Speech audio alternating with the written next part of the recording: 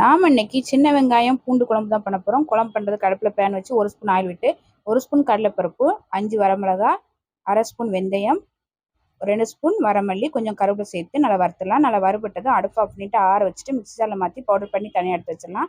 அடுப்பில் கடாயை வச்சு எண்ணெய் ஊற்றி கடுகு, வெந்தயம், வரமிளகா, 20 போல் சின்ன வெங்காயம், கொஞ்சமாக கருவேப்பிலை இலை, ஒரு 15 போல் பூண்டு பல் எல்லாம் சேர்த்து நல்லா வதக்கி விட்டுடலாம்.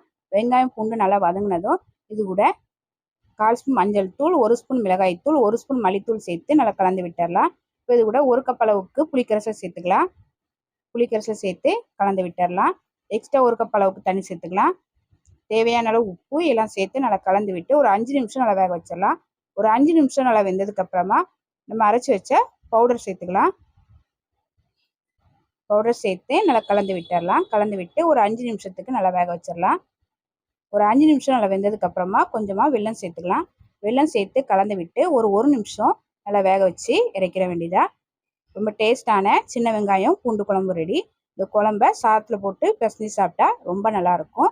ட்ரை பண்ணி பாருங்கள்.